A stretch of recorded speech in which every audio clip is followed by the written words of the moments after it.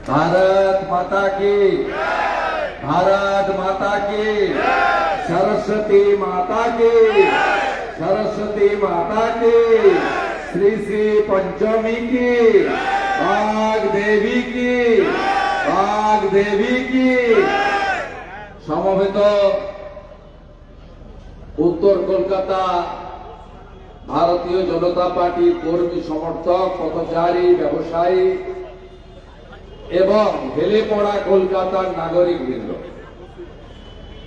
आपनादेर प्रत्येकके भारतीय जनता पार्टी पक्ष थेके कलकाता हाईकोर्टेर कृपाते माननीय मनोज वर्मा तार नेतृत्वे कलकाता पुलिसेर चरम बाधा दानेर परेও যে সভাতে উপবিষ্ট হয়েছেন তার জন্য ধন্যবাদ অভিনন্দন জানাই। আপনারা জানেন যে এই কর্মসূচি করার জন্য সব কর্মসূচির জন্যই আমাদের হাইকোর্টে যেতে হয়। বিরোধী দল নেতা তো ৭৪ বার হয়ে গেল ২১ সাল থেকে। ছোটখাটো কর্মসূচি করলেও যেতে হয় আমাদের হাইকোর্টে। সেকু আর মাকুদের ক্ষেত্রে এসব নেই, তাদের পারমিশনও নিতে হয় না, বাধাও দেয় না, কারণ তারা তৃণমূলের বিটি ভোট কাটে, মূলত সনাতনী ভোট কাটে আর তৃণমূলকে জিততে সাহায্য করে, তাই তাদের ক্ষেত্রে ছাড়।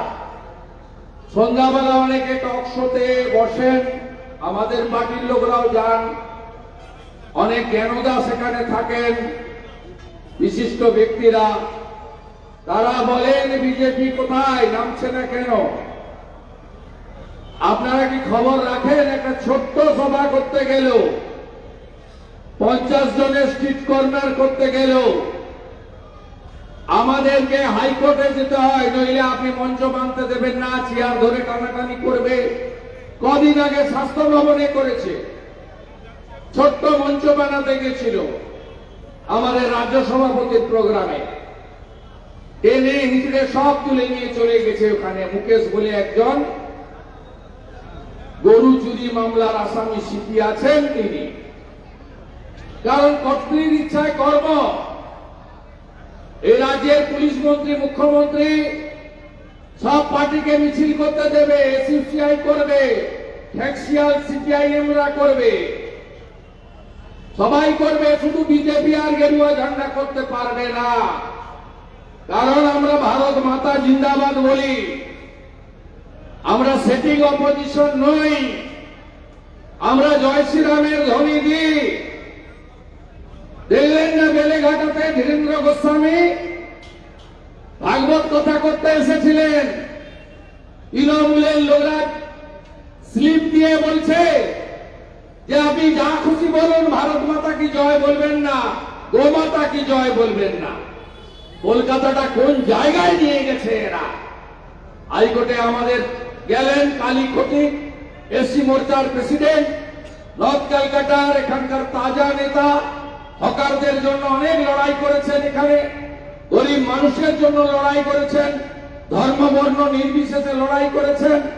তিনি হাইকোর্টে গেলেন, কলকাতা পুলিশ রাজ্য সরকারের লয়ারদের নামিয়ে দিল, দিয়ে বলল দিনের বেলা করা যাবে না।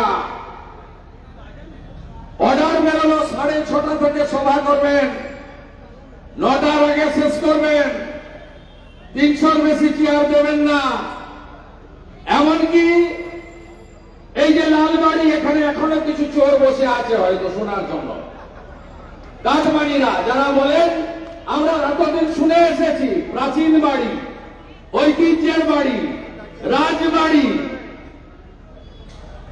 রবি ঠাকুরের বাড়ি, স্বামীজির বাড়ি, শ্যামা প্রসাদের বাড়ি, নেতাজি সুভাষচন্দ্র বসুর কর্মক্ষেত্রের বাড়ি, আমরা শুনে এসেছি হেরিটেজ বিল্ডিং, আমরা শুনেছি দৃষ্টিনন্দন বিল্ডিং, কিন্তু আমরা এই প্রথমবার কলকাতার মহানগরিক ছাপ্পা মেরে চেতলা থেকে জেতা মুখ্যমন্ত্রীর আলালের দুলাল জনাব ফিরাদ হাকিম, তিনি একটা নতুন সংযোজন করেছেন, হেলে পড়া বাড়ি। নতুন সংযোজিত বাড়ি, তাই এরা বসে ভিতরে যাতে বেশি না শুনতে পারেন তার জন্য 5টা লাউড স্পিকার এলাও। দেখুন বক্স দিয়ে সভা। কোন রাজ্যে বসবাস করছেন আপনি? প্রধান বিরোধী দল বানের জলে ভেসে আসা নয়, 2,33,27,000 মানুষের ভোট পাওয়া, 39% বাংলার জনগণ ভোট দিয়েছে। এই এত বড় একটা পার্টি, বিশ্বের সর্ববৃহৎ পার্টি, 15 কোটির বেশি মেম্বার, রাজ্যে 50 লক্ষ মেম্বার বিজেপির মেম্বারশিপ নিয়েছে। সেই পার্টিকে সভা করতে হবে বক্স দিয়ে। 300 বেশি চেয়ার পাতা যাবে না, 6:30টার আগে সভা করা যাবে না। আমি হাইকোর্টকে ধন্যবাদ, তাদেরও পুলিশের কথা শুনতে হয়, তারা পুলিশের কথা শুনেছেন, কিন্তু আলটিমেটলি সংবিধানে গণতন্ত্র মেনে, বহুদলীয় গণতন্ত্র মেনে শাসক থাকলে বিরোধী থাকবে আমাদের বলার সুযোগ করেছেন। আর যারা টক শোতে বসে বলেন বিজেপিকে দেখতে পাচ্ছি না, তাদেরকে বলি বিজেপিকে আন্দোলন এবং প্রতিবাদ করতে সরকার কিভাবে বাধা দেয়। আজকের এই কর্মসূচির কলকাতা হাইকোর্টের রায়টা শুধু পড়ে দেখবেন কোন রাজ্যে আপনি বসবাস করছেন। আমি ধন্যবাদ জানাই তমগ্ন ঘোষকে। আমাদের এই জেলার প্রাক্তন সভাপতিরা আছেন, বর্ষিয়ান শিবাজি সিংহ রায়, আমাদের আইএফএর চেয়ারম্যান প্রাক্তন সভাপতি কল্যাণ চৌবে, আমাদের উমেশ রায় রাজ্যের সম্পাদক, বিশিষ্ট নেতৃত্ব, আমাদের জেলার জিএস, আমাদের কিষাণ ঝাওয়ারজি, আমাদের মধ্যে উপবিষ্ট আছেন কলকাতা কর্পোরেশন বিরোধী দল নেত্রী, 6 বারের কাউন্সিলর, যে মাকে, দিদিকে গত পুরো ভোটে 56 ভোটে সিপিএম কোনদিন সাহস পায়নি, অনাদি সাউরা কোনদিন সাহস পায়নি, সুধাংশু শীলরা কোনদিন সাহস দেখায়নি দিদির গায়ে হাত দেওয়ার। গত ভোটে দিদির গায়ে পর্যন্ত, তার কাপড়ে পর্যন্ত আঁচড় মেরেছে এই অর্বাচীন দুর্বৃত্তের দল মাননীয় মীনা দেবী পুরোহিত, আমাদের বিরোধী দলনেত্রী 6 বারের কাউন্সিলর। আমাদের আরেকজন লড়াকু নেতা, আপসীন নেতা, তিনি একেবারে যেমন উত্তর দিলে তোলামুলিদা সন্তুষ্ট হন, প্রতিদিন দেন, কাউন্সিলর পার্টির অন্যতম প্যানেলিস্ট সম্মানীয় সজল ঘোষ, এবং সর্বোপরি আমাদের রাজ্যের অত্যন্ত সিনিয়র লিডার, 13 বারের জনপ্রতিনিধি, কাউন্সিলর, এমএলএ, আপসীন, শুধুমাত্র এই দুর্বৃত্তদের হাত থেকে বাংলা কলকাতাকে বাঁচানোর জন্য নরেন্দ্র মোদীজির হাত ধরেছেন মাননীয় তাপস রায় মহোদয়, আমাদের সিনিয়র লিডার, আমাদের গাইডার, আমাদের মেন্টর, তাকে ধন্যবাদ জানাই। আপনারা জানেন যে আমরা আজকে এটা যে শুরু করলাম, এটা শেষ নয়, এটা শুরু। আমরা কলকাতাতে যেভাবে একেবারে আমতলার কাছে জোকা, হরিদেবপুর থেকে শুরু করে মধ্যগ্রাম পেরিয়ে বারাসাতের বাদু পর্যন্ত, এই যে কেএমডি এর এলাকা, গ্রেটার ক্যালকাটা, এই ক্যালকাটাতে যেভাবে বেআইনি বিল্ডিং হয়েছে, এই বিল্ডিং যেভাবে অনুমোদিত হয়েছে, যেভাবে অনুমোদনহীন বিল্ডিং তৈরি হয়েছে, ফিট সার্টিফিকেট দেওয়া হয়েছে, কর্পোরেশনের ট্যাক্স চালু করে দেওয়া হয়েছে, তার প্রতিবাদ আমাদের করার সময় এসেছে। একাধিক জনস্বার্থের মামলা বিধাননগর এবং কলকাতাতে পেন্ডিং আছে হাইকোর্টে। আমি এই সভা থেকে মহামান্য হাইকোর্টকেও অনুরোধ করব, আপনাদের জনস্বার্থের এই বিষয়গুলি যথাযথ আইনি প্রক্রিয়ার মধ্যে দ্রুত নিষ্পত্তি করতে হবে। এখানে লক্ষ লক্ষ মানুষের তার জীবন, তার গচ্ছিত অর্থ, তার সমস্ত কিছু জড়িত রয়েছে। তাই আজকে যেখানে প্রধানমন্ত্রী নরেন্দ্র মোদী ইতিমধ্যে 5 কোটি মানুষকে বাড়ির ছাদ দিয়েছেন, আরো 3 কোটি মানুষকে বাড়ির ছাদ দিতে চান, সেখানে মমতা ব্যানার্জি আর ফিরহাদ হাকিম মাথার ছাদ কেড়ে নেওয়ার এক অশুভ চক্রান্ত করেছে। আপনারা নিজেরা উপলব্ধিতে দেখেছেন। আমি অ্যাপ্রক্স একটা বলেছি, সংখ্যাটা বাড়বে কমবে না। 5,000-এর বেশি পুকুর, নালা, ডোবা, জলাশয় ভরিয়ে দিয়ে অবৈধভাবে বাড়ি করা হয়েছে। আপনারা জানেন এনজিটি, আমাদের ন্যাশনাল গ্রিন ট্রাইব্যুনাল এবং সেন্ট্রাল পলিউশন কন্ট্রোল বোর্ড এবং সুপ্রিম কোর্টের একাধিক অর্ডার রয়েছে যে জলাশয় যদি বুঝিয়ে নগরায়ন করতে হয় তাহলে সম পরিমাণ জলাশয় তৈরি করে দিতে হবে। এই আন্ডারটেকিং এর ভিত্তিতে কনভার্সনে এনওসি দেয় পৌরসভা, কর্পোরেশন, পঞ্চায়েতগুলি। আপনারা দেখতে পাবেন না নতুন কোন জলাশয় এই কলকাতার বুকে তৈরি করা হয়েছে। এমনকি আমাদের যে ওয়েটল্যান্ড রয়েছে পূর্ব কলকাতার, ওই ধাপার মাঠ থেকে শুরু করে ভাঙড় পর্যন্ত পূর্ব কলকাতার বিরাট এলাকা, সেখানে আপনারা দেখবেন বেআইনি ভাবে বাড়ি করা যায় না। বেআইনি কেন ইট রাখা যায় না? কোথাও অস্তিত্ব এরা রাখেনি, লুট করে নিয়ে চলে গেছে। কাউন্সিলরদের নাম হয়েছে স্কয়ার ফুট কাউন্সিলর। আমি কদিন আগে একটা ভিডিও দিয়েছিলাম, বিয়ালার এক কাউন্সিলর বলছে ঘনা ও 150 টাকা করে নেয়, আমাকে অত দিতে হবে না, আমাকে 50 টাকা করে দেবেন। আলিপুরে এক কাউন্সিলর মাতব্বর বড় নেতা, সে এখন রেট বাড়িয়ে দিয়েছে, স্কয়ার ফিটে 1000 টাকা করে দিয়েছে। সর্বত্র একটা অবৈধ সিন্ডিকেট তৈরি হয়েছে। এই সিন্ডিকেটের নেতৃত্ব দিচ্ছেন তৃণমূলের কাউন্সিলররা, সঙ্গে আছেন এলাকার আইসিওসিরা এবং সঙ্গে আছেন নব্য প্রমোটাররা। এরা কেউ প্রমোটার নয়, এরা তৃণমূলের রাজত্বে পাড়ায় পাড়ায় ক্লাবকে, পূজা কমিটিকে নিয়ন্ত্রণ করেন। এরা সারা বছর ধরে এই অবৈধ কাজ করে, পুলিশ ভাগ পায়, কাউন্সিলররা স্কয়ার ফিটে টাকা নিয়ে নেয়। আর এদের একটাই কাজ, কাউন্সিলর নির্বাচন, বিধানসভা নির্বাচন, লোকসভার নির্বাচন, কসবার সোনার মতো, সোনা বলে যে প্রমোটার গুন্ডা আছে তার মতো গোটা কলকাতায় পাড়ায় পাড়ায় একটার পর একটা গুন্ডা তৈরি করা হয়েছে, যারা ভোট লুট করে, মানুষকে ভোট দিতে দেয় না এবং তৃণমূলকে এখানে জিতিয়ে দেয়। আপনারা 2022 সালে ডিসেম্বর মাসে যখন কলকাতা কর্পোরেশনের ভোট হয়, রাজ্য পুলিশ কলকাতা পুলিশকে দিয়ে মাত্র 3টে আসন আমরা পেয়েছি। আপনি ভাবতে পারেন 3টে আসন কখনো বিজেপি পায়? হ্যাঁ, আমরা জানি মুসলিম অধ্যুষিত ওয়ার্ডগুলোতে আমরা জিততে পারবো না, তারা আমাদের ভোট দেয় না বা দেওয়ানো হয় না। তাদেরকে আমাদের সম্পর্কে হিন্দুদের পার্টি বলে প্রচার করা হয়েছে, যদিও নরেন্দ্র মোদী তার সমস্ত স্কিম ভারতবাসীর জন্য করেন, কোন একটা পার্টিকুলার সম্প্রদায়ের জন্য করেন না।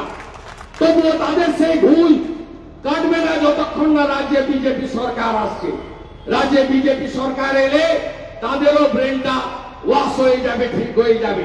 সেই ওয়ার্ড আমরা জিতবো না জানি, কিন্তু আমাদের যে সমর্থন আছে কলকাতার বুকে, তাতে আমরা 3টে ওয়ার্ড পেতে পারি না। আপনি 2022-এর ডিসেম্বর, 2024 সালে মে মাসে যে ভোট হলো লোকসভাতে, আমরা কত ওয়ার্ডে লিড করে আছি আপনি জানেন? আমরা কলকাতা কর্পোরেশনের 54টা ওয়ার্ডে বিজেপি লিড করে আছে, 54টা ওয়ার্ডে। এই উত্তর কলকাতায় 7টা ওয়ার্ড, তার মধ্যে 24টা ওয়ার্ডে তাপস রায় লিড পেয়েছে। শুনে রাখুন আপনারা, ব্যাপক সমর্থন আমাদের উপরে আছে।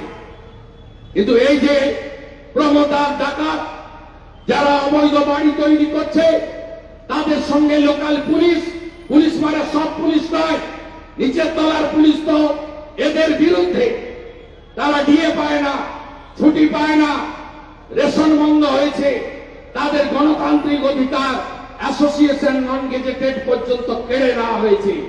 ওই যারা থানার ইনচার্জ তাদেরকে বেছে বেছে পোস্টিং করা হয়। শান্তনু সিনহা বিশ্বাসরা তাদের তালিকা তৈরি করেন, ক্যামাক স্ট্রিট থেকে ভাইপোর অফিস থেকে সিলমোহর লাগানো হয়। তাদের দুটো কাজ, মাল তোলো, টাকা তোলো, পৌঁছে দাও ভাগ, আর দ্বিতীয় হচ্ছে ভোটের সময় গুন্ডাদের হাতে ছেড়ে দাও এলাকা। তাই আমাদেরকে পথসভা করতে গেলেও হাইকোর্টে আজকে যেতে হয়। আজকে আপনারা শুনে রাখুন, কলকাতাতে এখানে মেয়রের এক আত্মসহায়ক আছে যার নাম কালী। কিছুদিন আগে ক্যামাক স্ট্রিটে ভাইপোর অফিস থেকে যার নামে কমপ্লেন পাঠানো হয়েছিল, নবান্নর নির্দেশে ওই কমপ্লেনকে এফআইআর করা হয়নি, কারণ গৃহযুক্ত হয়ে যেত ভাইপো বনাম মেয়র। এই কালীবাবু তিনি দু হাতে টাকা তুলেছেন, এখনো তুলছেন সমানে। আপনারা জানেন তৃণমূল কংগ্রেস যারা মা মাটি মানুষের কথা বলে, যাদের নেত্রী নাকি তথাকথিত হওয়াই ছুটি পড়েন, টালির বাড়িতে থাকেন, এই পার্টি গত কয়েক বছরে 3টে বড় অফিস, 2টো কমপ্লিট আর একটা কমপ্লিট হওয়ার পথে। একটা আমাদের যে ঢালাই ব্রিজ আছে বেলেঘাটায় বাইপাস এর পাশে, সেখানে একটা অফিস তারা তৈরি করেছে, সেটাও খুব বড় অফিস, ভালো অফিস, অন্তত 30-40 কোটি টাকা দামের অফিস। আরেকটা অফিস তৈরি হয়েছে যেখানে মুখ্যমন্ত্রীর বাড়ির গলি কালীঘাট, সেই কালীঘাটে মাননীয় আইনজীবী সাংসদ কল্যাণ ব্যানার্জির যে বাড়ি আছে তার সামনে একটি ফাঁকা জায়গা, বা হয়তো কেউ ছিল, যেমন চা দোকানিকে তুলে দিয়ে ওখানে ভাইপোর বিল্ডিং হয়েছে কালীঘাটে। আপনারা জানেন যে চা দোকানিকে মেরে তাড়িয়ে দেওয়া হয়েছে। হরিশ চ্যাটার্জি, হরিশ মুখার্জি স্ট্রিটে 38টা প্লটের মালিক হয়েছে। সমস্ত গরিব মানুষদেরকে উচ্ছেদ করে এরা সেখানে কল্যাণ বাবুর বাড়ির সামনের জায়গা দখল করে বা কিনে 4 কোটি টাকা দিয়ে একটা 3তলা পার্টি অফিস হয়েছে। সব টাকায় এই কর্পোরেশনে বেআইনি বিল্ডিং, পুকুর বোঝানোর বিনিময়ে যে টাকা যাচ্ছে কালীবাবুর মাধ্যমে, সেই টাকাতে। থার যেটা জাভেদ খান বাবু আর তার ছেলে মিলে কসবা তিনজলা, যেখানে কিছুদিন আগে গুলশান বস্তির ছবি আপনারা দেখেছিলেন, 1,98,000 লোক থাকে, 3,500 ভোটার, সব রোহিঙ্গা মুসলমানদেরকে মায়ানমার থেকে বাংলাদেশ হয়ে গোসাবা দিয়ে উঠে, যেখানে ফেন্সিং নেই সেদিক থেকে এসে তারা দখল করে নিয়েছে পুরো এলাকা। সেখানে তিনজলাতে, তপসিয়াতে জাভেদ বাবুর দয়ায় একটা পার্টি অফিস ছিল। গৌতম বসু বেঁচে ছিলেন তখন, তিনি দায়িত্বে ছিলেন, পরে মারা যান তিনি জল ডুবেতে, বন্যাতে ভেসে গিয়ে। সেই অফিসটাকে ভেঙে দিয়ে একটা বিরাট প্রাসাদোপম বাড়ি তৈরি করা হয়েছে, 7তলা বিল্ডিং বাইপাসের পাশে। এত বড়, আপনি জেডব্লিউ ম্যারিয়ট, আইটিসি সোনার বাংলা, তাজ হোটেলের সঙ্গে কম্পেয়ার করতে পারেন। এত বড় বিল্ডিং সেখানে তৈরি করেছে তৃণমূল, যা উদ্বোধন হওয়ার অপেক্ষায়। সেই বিল্ডিং এ 200 কোটি টাকা খরচ হয়েছে, আর সেই টাকা কলকাতার প্রমোটাররা দিয়েছে। কালীবাবু সংগ্রহ করে ওখানকার ঠিকাদার এজেন্সির হাতে টাকা তুলে দেওয়া হয়েছে। এ তো গেল পার্টির টাকা।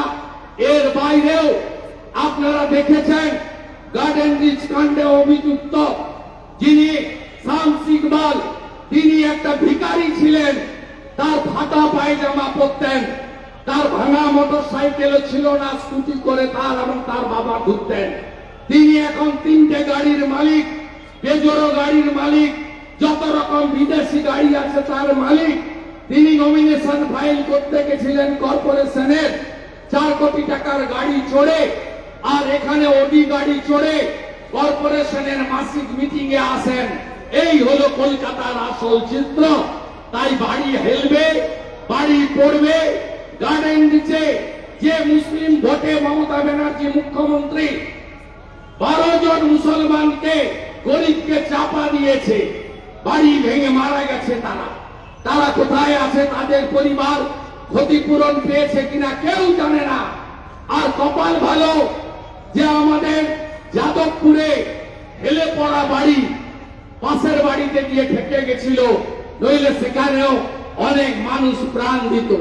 তারপর থেকে জনগণ সচেতন হন, এলাকার মানুষ সচেতন হন, মিডিয়া টকশো শুরু করে, মিডিয়া বুম ক্যামেরা নিয়ে ঘোরাঘুরি করে, সোশ্যাল মিডিয়া ইউটিউবাররা সত্য সামনে আনতে শুরু করেন, ভারতীয় জনতা পার্টির লোকেরা সক্রিয় হয়। একাধিক হেলে পড়া বাড়ির চিত্র গোটা কলকাতায় সামনে এসেছে। আমরা বিজেপি প্রধান বিরোধী দল, আমরা চুপ করে থাকতে পারি না। 10 তারিখ থেকে যে বিধানসভার অধিবেশন, বিজেপির এমএলএরা এই হেলে পড়া বাড়ির জনক ফিরহাদ হাকিমের গ্রেফতার আর মুখ্যমন্ত্রীর জবাব দিয়েছে বিধানসভা উত্তাল করবে। এবং মাধ্যমিক পরীক্ষার আগে কলকাতা উত্তর দক্ষিণ যাদবপুর সাংগঠনিক জেলা ভারতীয় জনতা পার্টি বড় কর্মসূচি নিচ্ছে। কর্পোরেশনের জন্য অনুমত দিন আর নাই দিন আমরা কর্মসূচি নেব, আমরা মানুষকে নিয়ে রাস্তায় নামব। আজকের এই কর্মসূচিতে আমাদের প্রধান দাবি যে রুরকির মতো আইআইটি কে দিয়ে কলকাতার সব বাড়ি অডিট করানো হোক। রুরকির মতো যে নামী সমস্ত আইআইটি আছে তাদের দিয়ে, বা রাইটসের মতো ইন্টারন্যাশনাল সংগঠনকে দিয়ে কলকাতার সমস্ত বাড়ি অডিট এবং সয়েল টেস্টিং করানো হোক। এটা আমাদের বিজেপির প্রধান দাবি। দ্বিতীয় দাবি, কলকাতাতে বিশেষ করে বিধাননগর বা অন্যান্য জায়গায় হাউসিং ডিপার্টমেন্টে শয়ে হাজারে ফ্ল্যাট আছে। তারা আছেন ওখানে তৃণমূলের ব্লকের নেতা, জেলার নেতা, প্রাক্তন এমএলএ, বর্তমান এমপি, প্রাক্তন এমপি, অন্তত 300 তৃণমূল নেতাকে ফিরহাদ হাকিমরা হাত দিয়ে রেখেছেন। আমরা দাবি করছি এদেরকে ঘাড় ধাক্কা দিয়ে আপনারা বের করে যে সমস্ত হেলে পড়া বাড়ির বাসিন্দা আছেন আগে তাদেরকে সরকারি ফ্ল্যাট দিবেন, তারপরে ওদেরকে বাড়ি ভাঙার কথা বলবেন। আমরা সমস্ত বঞ্চিত, সমস্ত প্রতারিত লোকের সঙ্গে আছি। অধিকাংশ বাড়ির মালিক মধ্যবিত্ত, নিম্নবিত্ত, তাদের জমানো পুঁজি এবং ইএমআই করে তারা এই সমস্ত ফ্ল্যাট কিনেছেন উচ্চ মূল্যে।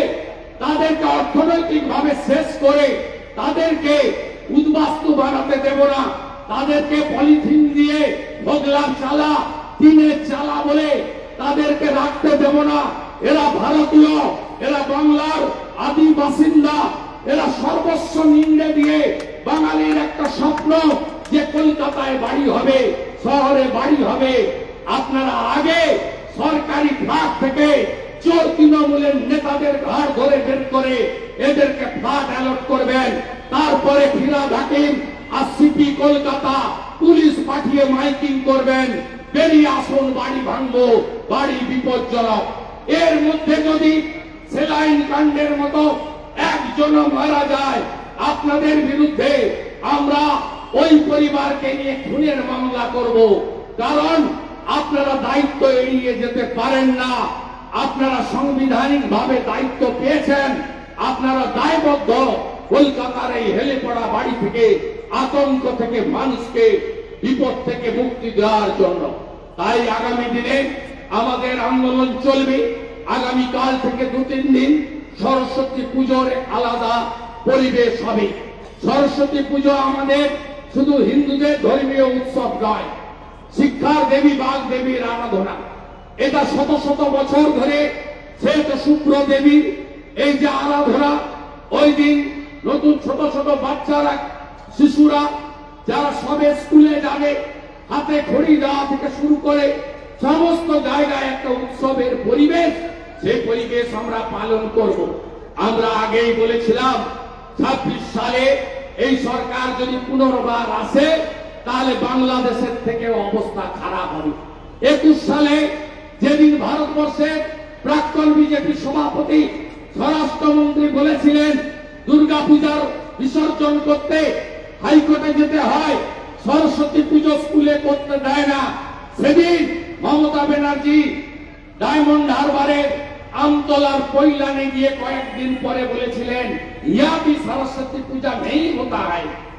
তার যে সুললিত হিন্দি ভাষা, যে হিন্দি শুনলে আপনারা সব উন্মাদ হয়ে যাবেন, সেই হিন্দিতে তিনি বলেছিলেন যে এরা সরস্বতী পুজো সম্পর্কে জানে না, তাই মিথ্যে কথা বলছি। তিনি সরস্বতী মন্ত্র শুনিয়েছিলেন, কুচভূষ সুশীত বীণা রঞ্জিত, এত ভুলে ভরা, হাসতে হাসতে পেটে খিল, একদম আপনি সেই তার শ্লোক শুনলে আজকে মাননীয়া কি বলবেন হরিণঘাটার নগর উঠরা। আমি তৃণমূলকে দায়ী করব এই কারণে, কারণ সেখানে হেডমাস্টার মশাইকে যে আক্রমণ করেছে তিনি সাধারণ লোক নন, তৃণমূলের বুথ সভাপতি জাকির শেখ। আমি দায়ী করব আপনাকে। আপনি যে কলেজ থেকে ল পড়েছেন বলেন, হাইকোর্টের বারে ভোট দিতে যান, আপনি আবার ফাইনও দিয়েছেন 5 লক্ষ টাকা। আপনার নেতা সাবির আলী কলকাতাতে আপনার কলেজে বলছে পুজো করতে দেব না।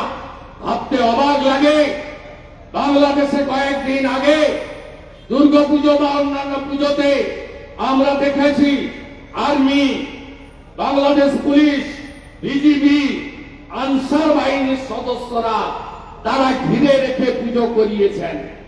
আজকে অবাক লাগে, কলকাতাতে একটা বড় কলেজ, 3টে স্ট্রিম রয়েছে, সেখানে ডিসি পদমর্যাদার একজন অফিসারের নেতৃত্বে সরস্বতী ঠাকুরকে পাহারা দেওয়া হবে আর পুজো হবে। ভাবতে কষ্ট হয়, লজ্জা হয়।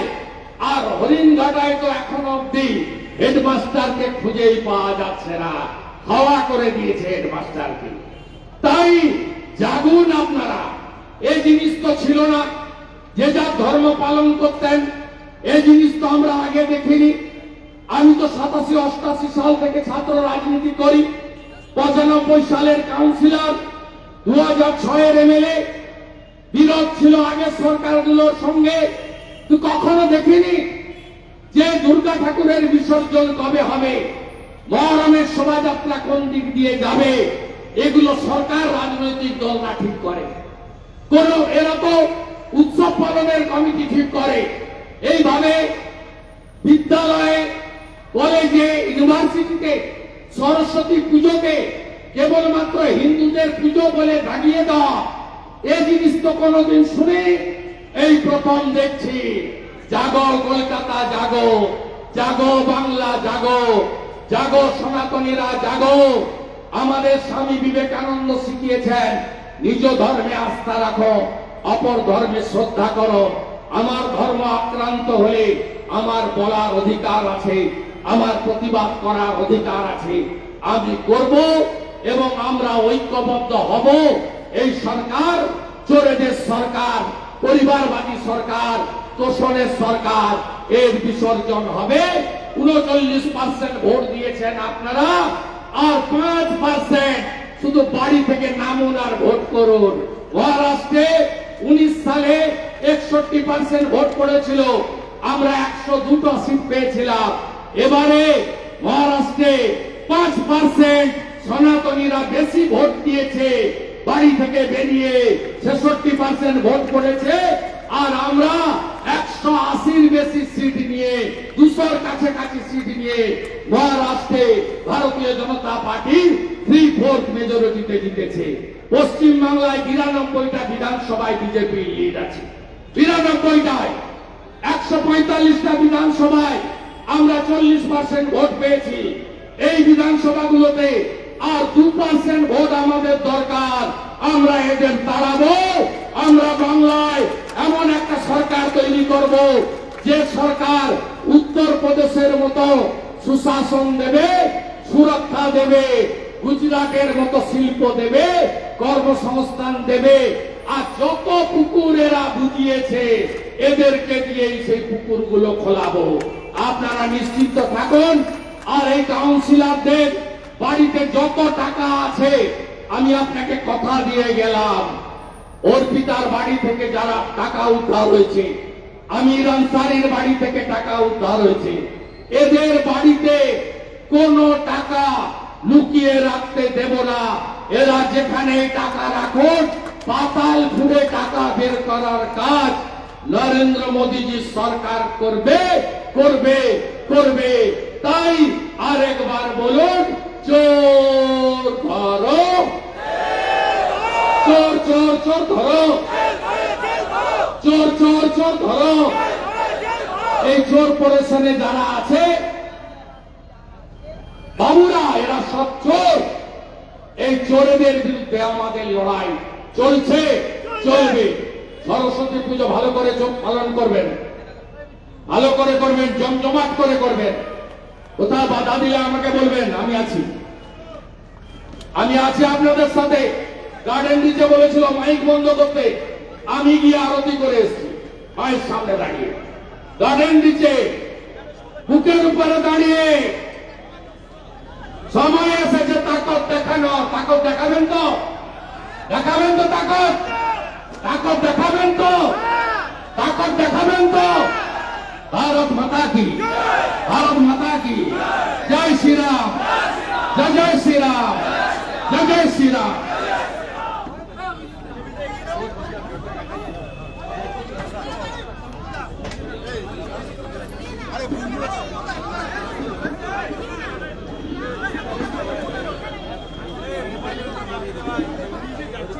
गेट क्रॉस हो, गेट ब्लॉक हो जाएगा।